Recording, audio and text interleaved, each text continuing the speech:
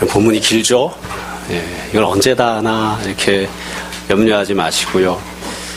사실 본문이 긴 것보다 더 중요한 문제는 읽기는 읽었는데 이게 무슨 뜻인지 잘 모르는 게 문제인 거죠. 그러니까 우리가 예배 시간에 나와서 설교 말씀을 듣는 이유는 사실 목사가 뭐라고 떠들고 가는가 이걸 들으려고 하는 게 아니라 예배 시간 왔을 때는 이게 이사야 말씀이 무슨 뜻인지 잘 몰랐는데 읽어도 이게 무슨 뜻인가 했는데 설교 시간이 지나고 난 다음에는 집에 가서 보면 아 이게 이런 뜻이었구나 하고 성경 말씀이 무슨 뜻인지 알기 위해서 그러려고 우리가 설교를 듣는 겁니다. 그러니까 제가 아주 짧게 끊어서 본문에 대해서 설명하고 오늘 설교하려고 합니다. 제가 바라기는 이전에도 늘 똑같지만 오늘 예배 마치고 난 다음에 돌아가시면 나중에 이사야 9장, 10장 앞부분 읽으시면서 아 이게 이런 뜻이지 하고 이렇게 알고 읽을 수 있는 그래서 또 스스로 말씀을 자기 자신에게 잘 적용할 수 있는 그런 은혜가 있었으면 좋겠습니다. 우리가 지금 9장 8절부터 읽었는데요. 사실은 이게 7장보다 똑같은 그 맥락 속에서 말씀이 선포가 되고 있는 겁니다. 여러분 7장에 보시면 하나님께서 남유다 왕에게 8장에서는 남유다 백성에게 그렇게 말씀을 증거하셨고요.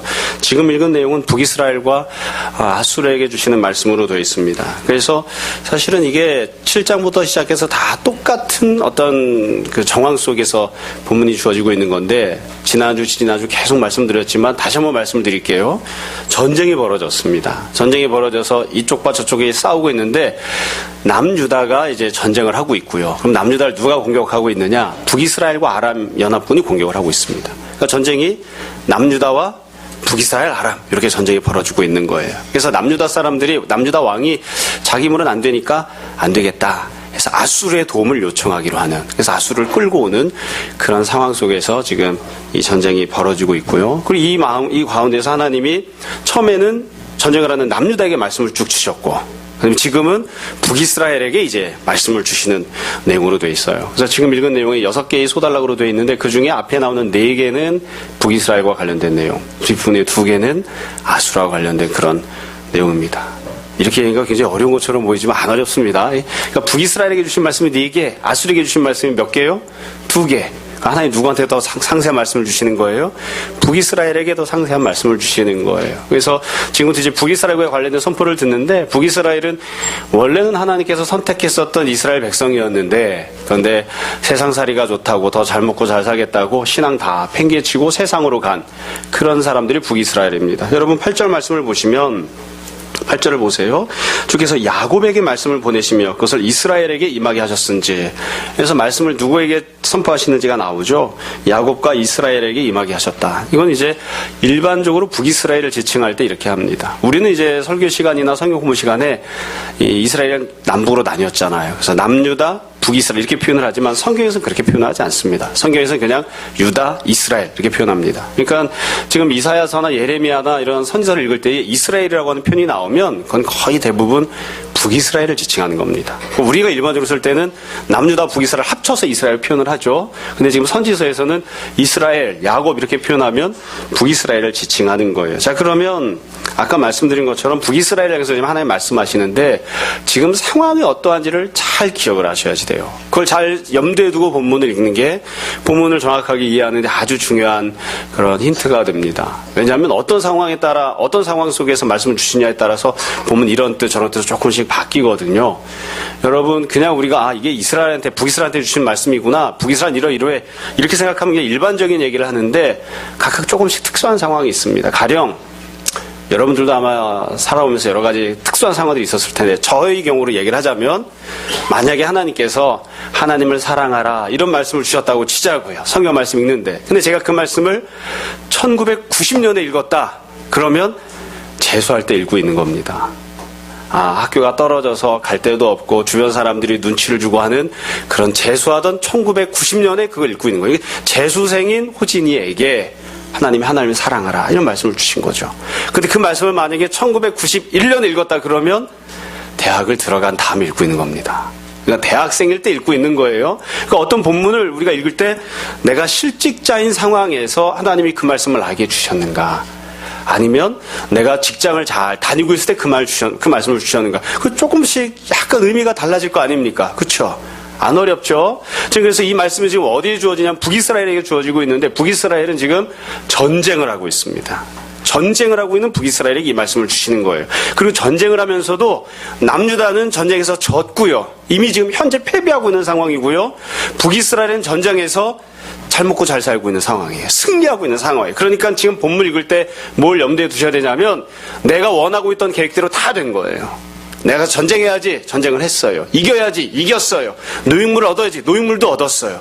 그래서 내가 갖고 있는 생각 계획대로 다 착착착 진행이 잘 돼가지고 더 이상 바랄 나위가 없는 야 내가 생각한 대로 하기만 하면 되는구나. 그런 상황에서 승리자에게 형통하고 있는 사람에게 윤택한 사람에게 그런 북이스라엘에게 지금 하나님이 말씀을 주고 계신 거예요. 이해가 되시죠? 그러고 나서 본문을 보시면 지금부터 이제 4개의 단락을 읽고 북이스라엘에 대한 얘기를 할 텐데 다 똑같은 패턴으로 돼 있어요. 본문 안에는 하나님께서 죄악을 지적하시고 심판을 선포하시는데 내용이 똑같아요. 뭐냐면 네가 지금 1번 무언가를 소유하고 있지. 2번 내가 그 소유를 빼앗아 버릴 것이다. 다시 말씀드려요. 똑같은 내용이 반복됩니다. 1번 네가 무언가를 소유하고 있지. 네가 무언가를 형통함으로 누리고 있지. 그래서 그것을 인하여 자랑하고 있고 그것을 의지하고 있고 그것만 가지면 네 인생이 네 뜻대로 다 잘 될 것처럼 보이지. 그래서 네가 지금 현재 교만하게 행동하지. 그러나 내가 그것을 내가 빼앗아 버릴 것이다. 그것을 내가 심판할 것이다. 그 똑같은 내용을 하나님께서 북이스라엘에게 한 번, 두 번, 세 번, 네 번 하신 거예요. 아수르에게도 똑같아요. 네가 지금 권력을 갖고 있지. 네가 지금 군사력을 갖고 있지. 네가 지금 명예를 갖고 있지. 네가 부요를 갖고 있지. 그것 때문에 네가 네 멋대로 행동하고 있지. 그래서 네가 지금 교만한 거지. 내가 그것을 다 빼앗아 버릴 것이다. 똑같은 내용을 2번 반복해서 말씀하세요. 자, 이쯤 이렇게 말씀드리면 여기서 설교를 끝내도 될 것 같은 느낌이 들지만 이제 본문을 읽고 말씀을 다시 한번 상세하게 보겠습니다. 그럼 먼저 9절 말씀부터 12절까지인데요. 9절 말씀. 이 북이스라엘에게 하나님께서 주시는 너희들이 어떤 죄를 범했느냐. 9절을 보세요. 모든 백성 곧 에브라임과 사마리아 주민이 알 것이오늘 그들이 교만하고 완악한 마음으로 말하기를. 이 교만하고 완악한 마음을 갖고 있어요. 이게 북이스라엘의 죄악이에요.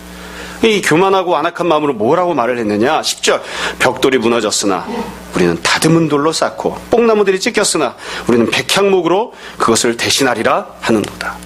그러니까 이 북이스라엘이 벽돌도 갖고 있고 뽕나무들도 갖고 있었는데 하나님이 심판하셔서 그것을 없애버리기로 하셨어요. 그러면 내가 죄를 져서 하나님이 이것을 다 없애버리셨구나 그렇게 생각하고 회개하고 이전과는 다른 모습이 돼야 되는데 그게 아니라 벽돌이 없어졌어?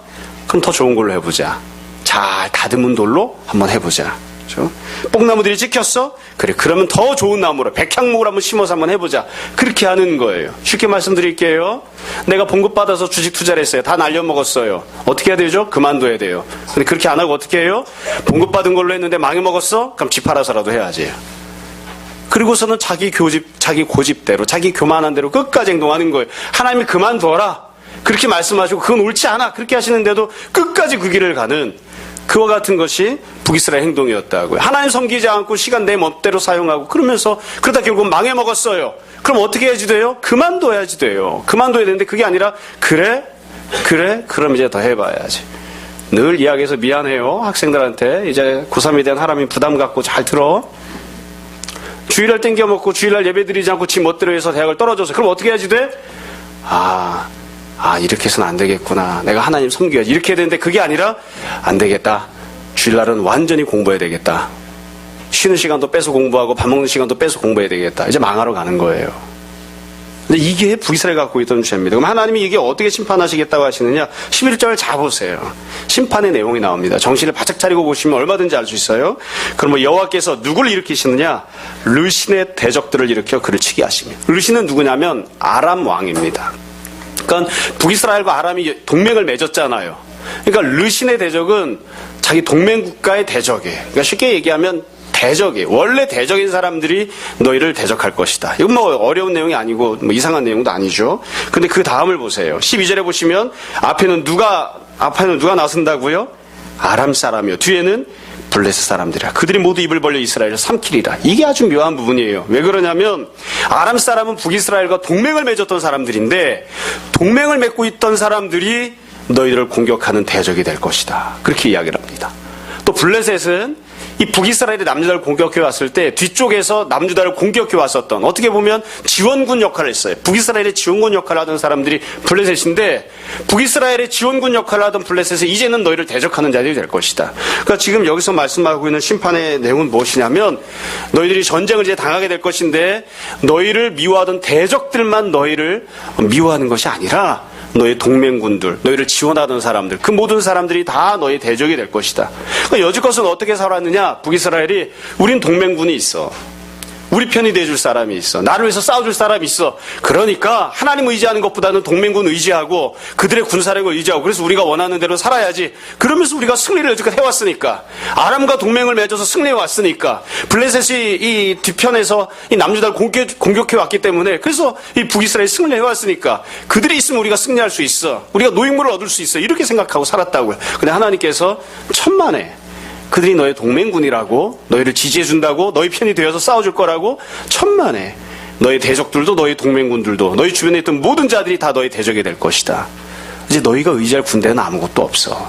이게 하나님께서 말씀하시는 첫 번째 심판입니다. 그러니까 결국 이 첫 번째 단락에서 말씀하고 있는 내용은 간단해요. 교만하다고 하는 것은 무엇이냐? 이 본문에서 보면 교만하고 완악한 마음을 가졌다고 하죠. 교만하다고 하는 것은 무엇이냐? 우리가 아람을 의지하고 아람과 동맹군을 맺었는데 그것으로 안 돼? 그럼 또 다른 동맹군을 만들면 되지. 천만에 너희가 동맹군을 만들 곳이 한 군데도 없을 것이다. 아무도 너희를 도와주지 않을 거야. 여지껏은 너희가 의지하고 너희 편이 되어주고, 여기서 안 되면 저기서 어떻게든 다 돌려막으면서 그렇게 해서 살아왔지. 천만에 아무도 너희 편이 돼주지 않을 거야. 아무도 너의 동맹군이 되어주지 않을 거야. 네 앞에도 너의 대적, 네 뒤에도 너의 대적, 예전에 친구였던 자들도 너의 대적, 다 너의 대적이 되고 말 것이다. 그렇게 하나님께서 지금 말씀하십니다. 여러분, 이 첫 번째 단락에서 하나님이 하시고자 하는 얘기를 사실은 다 하신 거예요. 여러분, 사람이 왜 교만하냐? 자기 손에 무언가를 쥐고 있기 때문이에요. 의지할 대상이 있기 때문이에요. 그게 돈이 되었건 명예가 되었건 권력이 되었건 친구가 되었건 동맹군이 되었건 여하튼 뭔가 의지할 대상이 있기 때문이에요. 내일 내가 출근할 직장이 있기 때문에 마음이 편안하고 교만한 마음이 드는 거예요. 근데 하나님이 말씀하신다고요. 네가 갖고 있는 그것, 네가 의지하고 있는 그것, 하나님이 없어도 그것만 있으면 어떻게든 내일 하루를 살 수 있을 것처럼 보이는, 네 미래가 보장된 것처럼 보이는 그것을 내가 너의 대적으로 만들어버리겠다. 그거 이제 없어질 거야. 하나님께서 지금 그렇게 심판을 선포하십니다. 여러분, 두 번째로 하나님께서 말씀하시는 내용이 13절부터 나옵니다. 이 본문에 보시면 여기서는 지도자들을 향한, 북이스라엘 지도자들을 향한 하나님의 심판의 말씀이 나오세요. 여러분 13절을 보세요. 백성들이 어떤 죄를 저지르는지 첫 번째로, 그리하여도 그 백성이 자기를 치시는 얘기로 돌아오지 아니하며 만군의 여호와를 찾지 아니하도다. 백성들이 하나님께 돌아오지 않아요. 백성들이 하나님께 돌아오지 않습니다. 뿐만 아니라 17절을 보세요. 이 백성이 모두 경건하지 아니하며 악을 행하며 모든 입으로 망령되인 말하니, 그러니까 백성들이 하나님 앞에서 또 신앙생활을 똑바로 하지 않고 경건하게 살지 않아요. 하나님께 돌아오지도 않고 생활 자체가 엉망진창인 거예요. 그럼 왜 이 모양이 되었느냐? 왜 이 모양이 되었냐? 15절을 보세요. 그 머리는 곧 장로와 존귀한 자요, 꼬리는 곧 거짓말을 가르치는 선지자라. 백성을 인도하는 자가 그들을 미혹하니 인도를 받는 자들이 멸망을 당하는도다. 지금 하나님께서 두 번째 단락에서 말씀하시는 건 지도자들을 향해 지적을 하시는데, 죄를 지적하시는데, 지도자들이 어떻게 하느냐? 장로와 존귀한 자, 선지자, 또 인도하는 자들이 거짓말을 해요. 거짓말을 하고 미혹하는 말을 합니다. 그러니까 백성들을 똑바른 길로 인도해야 되는데, 하나님을 섬기고 하나님이 주시는 복을 받는 길로 인도를 해야 되는데, 그 길로 인도하는 게 아니라 엉뚱한 길로 인도하는 거예요. 자기들 생각할 때 올바른 길로 인도하는 거예요. 이거 어려운 내용이 아닙니다. 어려운 내용이 아니에요. 여러분, 사람은 누구나 다 인도를 받고 살아갑니다. 무언가 지침을 갖고 살아가는데, 무엇을 지침과 기준으로 삼느냐가 매우 중요해요. 하나님께서 주시는 말씀을 기준으로 삼을 것이냐, 아니면 누군가가 해주는 말을 지침과 기준으로 삼을 것이냐. 대한민국은 물론 박정희 대통령 좋아하시는 분들도 있고 참 훌륭한 공이 있기는 하지만, 잘 먹고 잘 살자, 그걸 지침으로 삼아서 살아왔어요. 그 길로 가야 돼. 잘 먹고 잘 살자. 그 길로 가는 거예요. 잘 먹고 잘 살기 위해서는, 좋은 직장을 가기 위해서는 잠시 도덕성도 포기하고, 잠시 신앙도 포기하고, 잠시 인간관계도 포기하고, 오늘 당장 하나님 앞에서 신앙생활하며 행복과 평안을 누릴 수 있는 삶도 포기하고, 오늘은 왕창 다 포기해버리고 여하튼 잘 먹고 잘 사는 길로 가자. 그러니까 지도자들이 그 길로 다 끌고 온 거예요. 다 그 길로. 텔레비전에서도 부자 되세요, 정치하는 사람도 부자 되세요, 그렇게 이야기를 한다고요. 그러니까 이 지도자들이 미혹하는 길로 거짓말을 하면서 끌고 가고 백성들은 다 그 길 올바른 줄 알고 거기로 따라가고 있어요. 그게 이스라엘 백성들, 북이스라엘이 범하고 있던 죄예요. 지도자들의 잘못이라고요. 여러분, 지도자들이, 신앙의 지도자들, 일상생활의 지도자들 다 마찬가지입니다. 저는 목사니까 목회자들이 범하는 거짓말하는 거, 우리가 너무나 잘하는 것들이 있어요. 예배당 크게 잘지면 하나님께 영광이 된다. 그거 새빨간 거짓말이에요. 11조 잘하면 하나님께서 복 주신다. 그것도 새빨간 거짓말이에요. 근데 백성들에게, 성도들에게 하나님이 주시는 말씀대로 가르치는 게 아니라 자기 생각, 자기 주관, 자기 가치관을 마치 하나님의 말씀이냐 그걸 가르치고, 그래서 이 성도들이 지도자가 했던 말, 목회자가 했던 말이 거짓말임에도 불구하고, 미혹하는 말임에도 불구하고 그대로 하면 뭔가 신앙생활을 잘하고 있는 것으로 착각하게 만드는, 그리고 거기로 그냥 끌고 가고 있는 거죠. 그리고 결국엔 심판을 받게 만드는. 이게 누워서 침 뱉기라서 참 이야기하기 애매하지만, 우리나라는 참 대통령 빼고는 다 신앙생활 잘하시는 분들이 총리도 있고 장관도 있고 그렇잖아요. 얼마 전에 제가 부회가 났어요. 뉴스를 보다가, 잘 보지도 않는 뉴스를 보다가 한 번 뉴스 봤더니 그 얘기가 나오더라고요. 총리께서 그렇게 이야기를 했대요. 애국가를 4절까지 불러 애국하는 거라고. 저는 애국가를 안 불러요. 우리는 오직 하나님만 찬양합니다. 이상해진 거예요. 왜 애국가를 잘 부르는 게 나라를 사랑하는 겁니까? 그렇죠? 옆에 있는 사람을 다 착취하고, 옆에 있는 사람들에게 악을 행하고, 그러면서 가난하고 힘들게 사는 사람들을 못 살게 굴면서 노래 몇 구절 부르는 게 무슨 애국이에요, 그게? 근데 사람들은 다 어떻게 생각하냐면, 국기에 대한 경례를 하고 애국가를 잘 부르면 애국을 한다고 생각해요. 왜 그렇게 생각을 하느냐? 저도 그렇게 배워왔고 여러분도 그렇게 배워왔을 거예요. 어렸을 때부터. 정말 애국하는 건 무엇입니까? 애국하는 게 무엇입니까? 하나님께서 무엇이라고 말씀하셨는지를 기준으로 생각해야 되는데, 그렇게 하지 않고 지도자들이 이렇게 하는 게 애국하는 거야. 이렇게 하는 게 애국하는 거야. 그러니까 나쁜 일을 하면서도, 옆에 있는 사람을 못살게 굴면서도, 그러면서도 권력의 하수인으로 노릇 역할을 하면서도 그게 애국하는 거라고 생각하고 살잖아요. 그러니까 망하러 가는 거죠. 여러분, 일반적인 사회도 마찬가지고 교회도 마찬가지예요. 성도들이 이게 교회를 섬기는 거야 라고 생각하고 열심으로 충성봉사를, 근데 가만히 따져보면 성경이 없다고요. 하나님 그렇게 말씀하신 적이 없다고요. 목회자들이 잘못된 길로 성도들을 끌고 가는 거예요. 미혹하는 거죠. 북이스라엘에서 지금 그렇게 말씀을 하십니다. 여러분, 이거를 제가 예전에 설교했던 걸 찾아보니까 그렇게 말했더라고요. 참 지금 그렇게 말하기 어려울 것 같은데, 부모에게 그렇게 이야기를 해놓았더라고요. 부모들이 악한 부모여서, 하나님 섬기지 않은 부모여서 자식에게 하나님을 사랑하고 하나님 섬기고 하나님 뜻대로 순종하는 것이 행복하게 사는 길이고, 그게 성공하는 길이고, 그게 정말로 아름다운 삶이다, 그렇게 가르쳐야 되는데, 그게 아니라 돈 벌러 가자, 좋은 대학 가자, 옆에 있는 친구를 짓밟아서라도, 옆에 있는 친구의 것을 빼앗아서라도 네가 원하는 것을 해야지 된다, 그렇게 부모들이 가르쳤어요. 미혹하는 자들이 되는 거죠. 나라가 망하는 겁니다. 가정이 망하고 교회가 망하는. 이게 북이스라엘 향해서 하나님이 주신 두 번째 말씀이에요. 여러분, 참 묘하게도 지도자들이 악한 길로 가르치고 백성들을 미혹했습니다. 그 결과는 어떻게 되느냐? 백성들이 심판을 받습니다.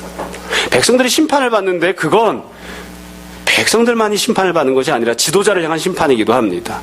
물론 지도자가 백성을 자기 그냥 소유품이나 아니면 수단 방법중으로 여겼으면 아무 마음이 상하지 않겠지만, 만약 지도자가 백성을 사랑하면, 내가 사랑해서 무언가를 가르쳤던 백성들이 내가 가자는 길로 갔는데 결국 망했다, 그럼 마음이 아프겠죠. 부모도 마찬가지고요. 내가 사랑하는 자녀에게 이게 가장 인생이 좋은 것이라고 생각해서 이것저것을 가르쳤는데, 그게 나중에 보았더니 하나님 뜻에 합당한 게 아니었기 때문에 내 자녀들이 내가 가르친 길대로 똑바로 따라왔는데도 불구하고 하나님 주신 복을 받아 누리지 못했다, 그래서 망했다, 그러면 너무너무 마음이 아프겠죠. 그게 심판받는 거예요. 지도자들도 그것으로 인하여 심판받는 거예요. 두 번째로 지금 뭐가 문제가 되고 있느냐? 사실은 하나님 말씀이 있어서 그 하나님 말씀 붙들고 살아야 되는데, 무엇이 되었든지 간에, 목적이 무엇이 되었든, 과정이 무엇이 되었든, 하나님 말씀이 아닌 다른 무언가를 지침과 기준으로 삼아서, 그게 거짓말인데, 미혹하는 것인데, 그것도 모르고 그걸 주장하고 가르치고 또 그것을 따라가는, 그게 북이스라엘이 범하고 있는 죄악입니다. 자꾸 이야기하면 힘들기만 하니까 우리 스스로에게 한번 잘 생각해 보시기 바랍니다. 내가 내 옆에 있는 사람에게 권하고 있는 것이 과연 하나님 말씀대로 권하고 있는가, 아니면 세상적인 것을 마치 그것이 하나님의 말씀이냐 가르치고 있는가, 그게 정말로 성경에 말씀하고 있는 하나님 뜻인가, 아니면 네가 생각하는, 네가 원하는 너희 주관과 너희 확신인가. 목회자가 자기 확신을 하나님 말씀이냐 주장하고 가르치거나, 통치자가 자기 확신을, 자기가 원하는 것을 그게 마치 하나님 뜻이냐 가르치고 주장하거나, 그렇게 해서는 안 되는 것이다. 이 두 번째 손파고 있는 내용입니다. 세 번째를 보세요. 여러분, 이 18절부터 나오는 내용입니다. 18절부터 나오는 내용을 보시면 여기에는 죄악에 대한 내용은 나오지 않아요. 죄악에 대한 내용은 나오지 않고 하나님께서 북이스라엘에게 어떻게 심판하실 것인지를 말씀하시는데, 여러분 19절 뒷부분부터 보시면 이렇게 되어 있어요. 심판을 받은 북이스라엘 이렇게 돼요. 사람이 자기의 형제를 아끼지 아니하며 오른쪽으로 움킬지라도 줄이고 왼쪽으로 먹을지라도 배부르지 못하며 각각 자기 팔에 고기를 먹을 것이며.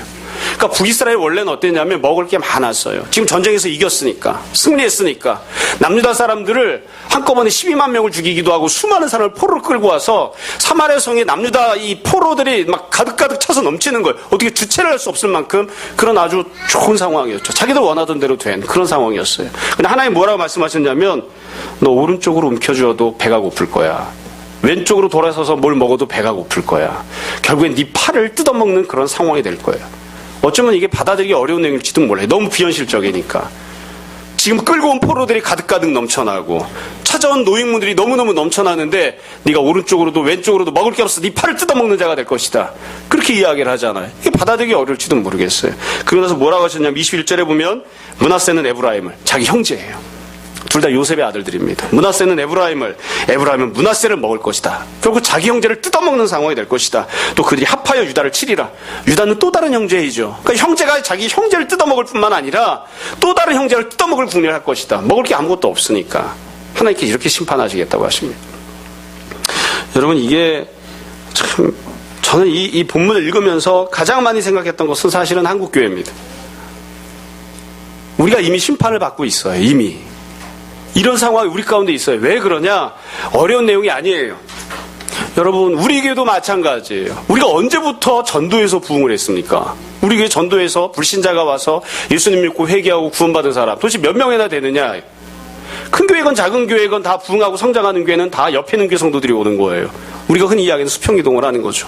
물론 분란이 있거나 문제가 있는 교회를 다니는 게 너무 힘들면 좋은 교회로 옮길 수 있습니다. 근데 문제는 어디에 있느냐면 전도는 전혀 되지 않는다는 거죠.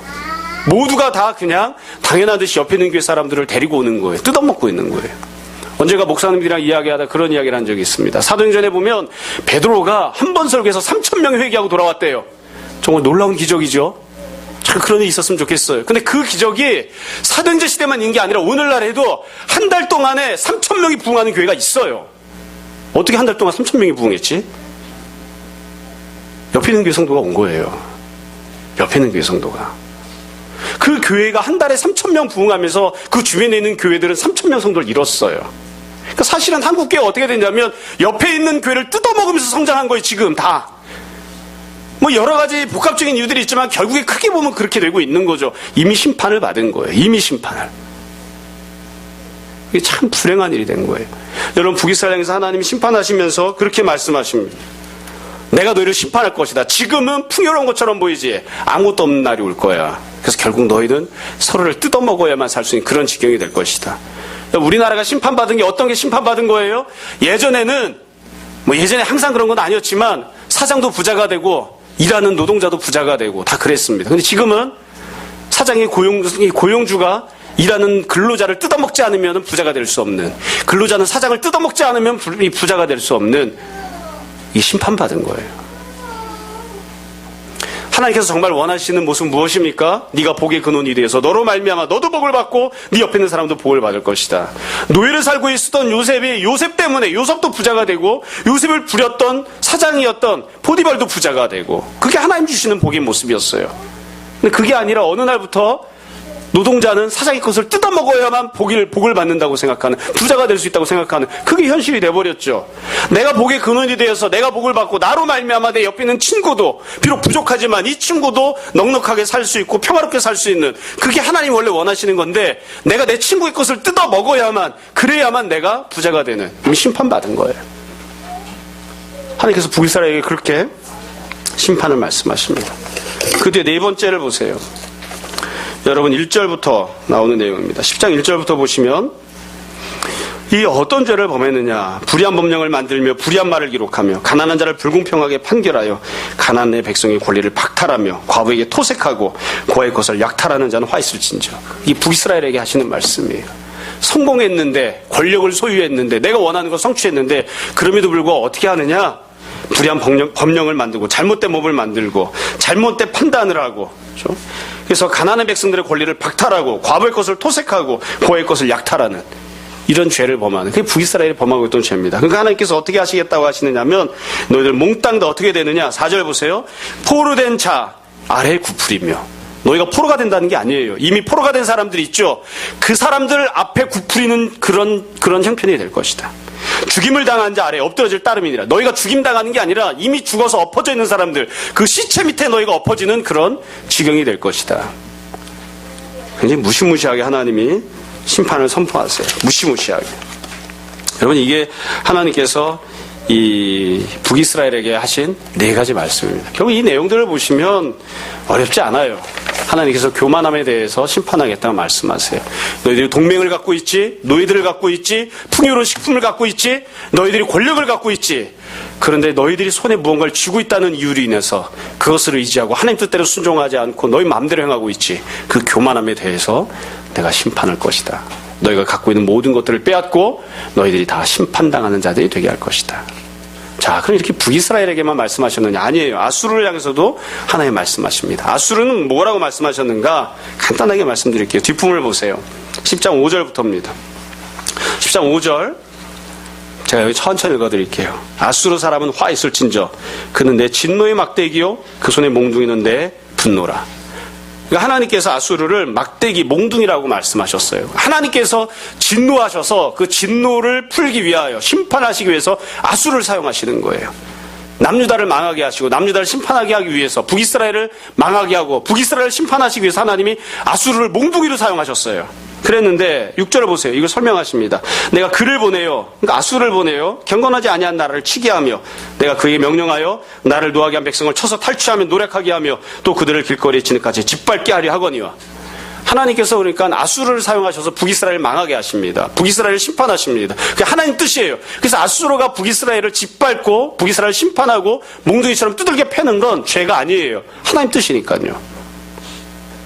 근데 그 다음을 보세요. 7절. 그의 뜻은 이같지 아니하며. 근데 아수르는 다른 뜻을 품어요. 그러니까 하나님의 수단이 되어서 심판하는, 북이스라엘 심판하는 그것만 생각하는 게 아니라 그의 마음의 생각도 이같지 아니하고 다만 그의 마음은 허다한 나라를 파괴하며 멸절하려 하는도다. 그러니까 하나님 온 세상에 패권을 주셔서 아수르를 통해서 북이스라엘 심판하는 걸 하나님 원하십니다. 근데 아수르는 무슨 마음을 갖고 있냐면 그렇게 심판하는 정도만이 아니라 자기가 원하는 만큼 북이스라엘을 짓밟는 거예요. 자기가 할 수 있는 만큼, 자기 생각만큼 남유다를 짓밟는 거예요. 그래서 남유다 북이스라엘을 멸절시켜버리는 그 일을 하려고 해요. 이거 하나님이 원하시는 만큼 하는 게 아니라 자기가 하고 싶은 만큼 하겠다는 겁니다. 나중에 보면 하나님께서 아수르를 향해서, 바벨을 향해서 그렇게 말씀하십니다. 내가 언제 너희들한테 힘을 주면서 권세를 주면서 내 자식인 북이스라엘과 남유다를 그따위로 학대하라고 했더냐. 하나님이 책망하시는 말씀이에요. 그러니까 하나님이 아수르에게 북이스라엘과 남유다를 심판할 수 있는 권세를 주셨어요. 전쟁을 통해서 심판하게끔 하셨어요. 그건 하나님 뜻이에요. 그러나 하나님은 북이스라엘과 남유다를 학대하거나 탈취하거나 아수르가 자기 멋대로 행동하게끔 그렇게 하는 권한은 주신 적이 없어요. 근데 아수르가 자기 멋대로 행동을 하는 거예요. 다시 말씀드립니다. 이거 어려운 내용이 아니에요. 여러분, 우리가 선거를 통해서 통치자를 뽑았죠.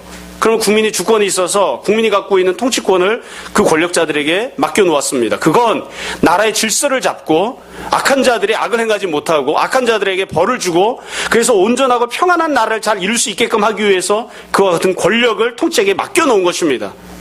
그런데 권력자가 자기가 갖고 있는 권력을 가지고 백성을 억압하거나 탈취하거나 약탈하거나 그러면 안 되는 거죠. 권력이 있다고 해서 그렇게 해서는 안 되는 거예요. 그렇죠? 여기 경찰이 2명이나 있으니까 우리가 왜 경찰에게 구금할 수 있는 권한을 줍니까? 왜 검찰에게는 구속할 수 있는 권한을 줍니까? 그건 죄를 짓는 사람을 잡아들이라는 거죠. 그래서 온전한 사람들, 죄 안 짓고 사는 사람들이 질서 가운데 잘 지낼 수 있게끔 하기 위해서 그 권한을 준 거예요. 근데 경찰이 만약에 죄도 안 지었는데 자기 마음에 들지 않는다고 해서 법대로 행동하고 있는데도 자기 마음에 들지 않는다고 해서 붙잡아가거나 수갑을 채우면 안 되는 거죠. 그렇게 하라고 그 권한을 준 건 아니니까요. 그건 아니니까요.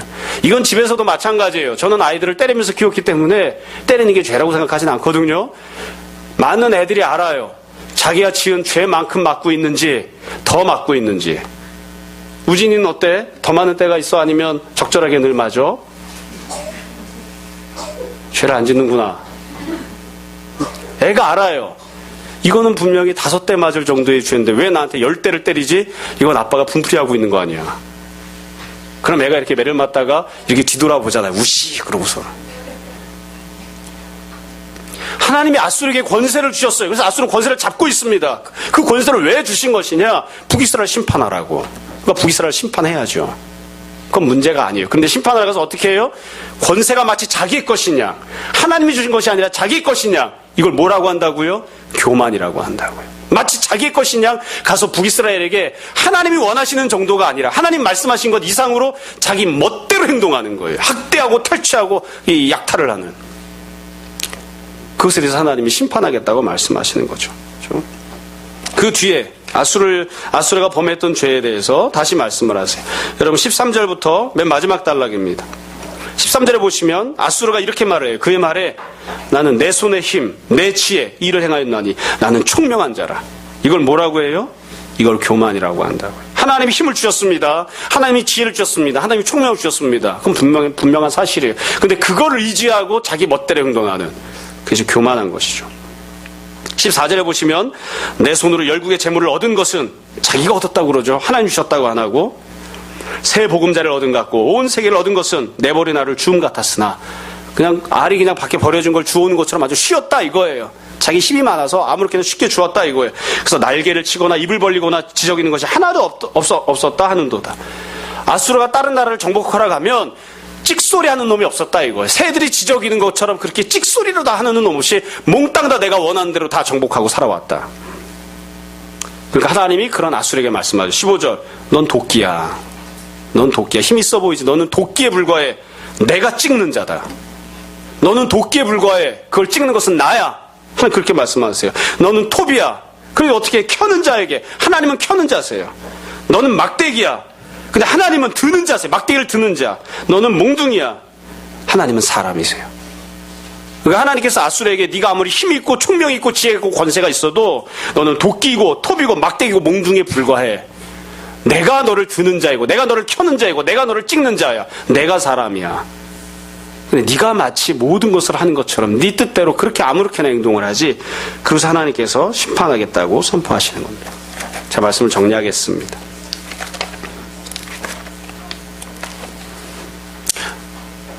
짧게 했지만 여튼 본문을 다 한 겁니다.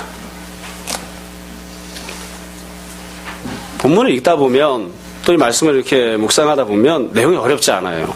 제가 처음에 말씀드린 것처럼 하나님께서 지금 북이스라엘에게 4번, 아수르에게 2번 말씀하셨는데 똑같은 방식으로 똑같은 내용을 말씀하셨습니다. 그들이 갖고 있는 죄는 교만한 죄입니다. 그리고 하나님은 그것에 대해서 심판하겠다고 하십니다. 그들이 왜 교만한 거죠? 뭔가를 갖고 있기 때문입니다. 교만할 만한 무언가를 갖고 있기 때문이에요. 키가 180이 넘으니까 큰 채를 하고 있는 겁니다. 숫자가 많으니까 많은 채를 하고 있는 겁니다. 힘을 갖고 있으니까 힘이 있는 채를 하고 있는 겁니다. 돈을 많이 갖고 있으니까 돈 있는 채를 하고 있는 거예요. 아무것도 없이 그런 게 아니라 무언가를 갖고 있어요. 그리고 하나님께서 그것을 주신 것을 그들이 갖고 그걸 의지하고 있는 거예요. 그리고 그걸 자기의 것인 양 자기 원하는 대로 휘두르고 있어요. 그걸 교만이라고 합니다. 그걸 교만이라고 합니다. 하나님께서 주신 것을 하나님이 주셨다고 인정하고 내가 소유하고 있지만 하나님의 것이므로 하나님 말씀대로 순종하고 사용하겠다고 그렇게 해야 되는데 그렇게 안 하는 거예요. 결국 7장부터 지금까지 내용을 쭉 보면 결국 하나님이 똑같이 말씀하셨어요. 이건 교만만이 문제가 아닙니다. 여러분 전쟁이 벌어졌죠. 지는 나라 남유다, 이기는 나라 북이스라엘입니다. 지는 나라 남유다에게 뭐라고 하셨죠? 눈앞에 보이는 현실을 자꾸 중시하지 마라. 그것 때문에 휘둘리지 마라. 내가 전쟁에서 패배하고 있잖아요. 돈이 없잖아요. 권력이 없잖아요. 군사력이 없잖아요. 지금 포로 끌려가고 있잖아요. 그러니까 무엇이 마음에 가득합니까? 두려움이 가득하죠. 그러니까 하나님이 지고 있는 남녀에게 말씀하시는 거예요. 두려워하지 마. 두려워하지 마. 내가 질병에 휩싸여 있잖아요. 시험 봐서 떨어졌잖아요. 직장이 잘렸잖아요. 두려워하지 마. 상황과 현실을 보면 두려워할 수밖에 없어요. 그게 정상이에요. 근데 하나님 말씀하신다고 두려워하지 마. 믿음으로 살아라. 이기고 있는 나라 북이스라엘도 마찬가지로 말씀하세요. 북이스라엘이 지금 손에 뭔가를 잡고 있잖아요. 동맹국도 있고요. 돈도 있고요. 명예도 있고요. 다 갖고 있잖아요. 하나님 말씀하신다고요. 교만하게 행동하지 마. 네가 손에 갖고 있는 것 때문에 교만하게 행동하지 마라. 회개하고 믿음으로 행동해라. 하나님 말씀대로 살아가라. 하나님 말씀대로 순종하는 자가 되라. 결국 똑같아요. 힘 없는 자는, 갖고 있는 게 없는 자는, 전쟁에 패배한 자는 현실 때문에 두려워합니다. 하나님 두려워하지 말라고 말씀하세요. 갖고 있는 자는, 승리한 자는 현실 때문에 교만합니다. 하나님 교만하지 말라고 말씀하세요. 모든 사람들이 다 믿음으로 살아야 되는 거예요. 가난한 자도 믿음으로, 부한 자도 믿음으로. 손에 아무것도 쥐고 있는 것이 없는 사람도 그 현실을 바라보지 않고 지금도 살아서 역사하시는 하나님을 바라보고 믿음으로 살아야 하는 것이고, 손에 무언가를 가득 쥐고 있는 자도 그 현실을 바라보지 않고 지금도 살아서 역사하시는 하나님을 바라보고 믿음으로 살아야 되는 거죠. 똑같은 말씀을 하나님께서 하십니다. 여러분, 우리는 어떠한 모습인가를 잘 생각해 보았으면 좋겠습니다. 뭐 어려운 내용이 아니니까요. 우리가 가난할 때는 두려움에 휩싸여서 살고, 돈이 있고 부할 때는 교만하게 살고, 그러면 안 됩니다. 가난하더라도 두려워하지 아니하고 믿음으로 살고, 부하더라도 교만하지 아니하고 믿음으로 살고, 그렇게 살아야 됩니다. 그게 성도가 마땅히 살아야 되는 삶이고 하나님께서 기뻐하시는 삶입니다. 근데 인간은 누구나 다 연약하기 때문에 여러분도 그렇고 저도 그렇고 조금만 무언가 부족하면 두려움, 좌절, 근심, 걱정, 불만 이런 것들 때문에 바들바들 떨고 있어요. 믿음으로 살지 못하고. 동시에 무언가 조금이라도 갖고 있으면 그것을 붙들고서는 교만하고 완악한 마음으로 하나님 바라보지 않고 그것 붙들고 의지하고 살아가는, 그게 우리의 다 연약한 모습입니다. 비단 남유다만 북이스라엘만 그런 게 아니에요. 전쟁이라는 어마어마한 그런 상황이 생겼을 때만 그런 게 아니에요. 떨어진 놈은 떨어졌다고 바들바들 떨고 두려움 속에 살고, 붙은 놈은 붙었다고 그냥 모가지를 그냥 뻣뻣이 쳐들고서는 교만하게 살고, 그거 아무것도 아닌데. 잠시 직장이 없는 사람은 직장이 없다고 두려움 속에서 바들바들 떨고, 잠시 지금 직장을 다니는 사람은 또 직장이 있다고 그냥 모가지를 뻣뻣이 치켜 세우고서는 그냥 교만하게 살고. 우리 다 그렇게 살지 맙시다. 남유다처럼도 살지 말고 북이스라엘처럼도 살지 말고 늘 믿음으로 삽시다. 그래서 바위처럼 흔들림 없는 굳건한 믿음을 가지고 세상이 이길 수 없는, 또 세상이 이해할 수도 없는 그런 믿음으로 우리가 다 살아서 주님께 영광이 되고 주님께 기쁨이 되고, 이 땅에서 어떤 모습으로 살건들 하나님 나라를 소유하고 누리는 그런 모습이 되었으면 좋겠습니다. 여러분, 너무 쉽게 두려워하지도 말고 너무 쉽게 교만한 자리에 빠져들지도 말고, 언제 어느 자리에 있든 늘 주님 바라보고 의지하는, 그래서 주님께 인정받고 칭찬되는 우리가 되었으면 좋겠습니다. 여러분, 각자의 상황 속에 말씀을 잘 적용하시고, 오늘 말씀을 집에 가시면 또 한번 쭉 읽어보시고, 내가 혹시 북이스라엘과 같은 그런 모습은 없는가 늘 회개하는 마음으로 더욱더 주님 바라보는 여러분들, 그리고 제가 되었으면 좋겠습니다. 그런 은혜가 풍성히 임하기를 주님의 이름으로 축원합니다. 이 시간 잠시 기도하겠습니다.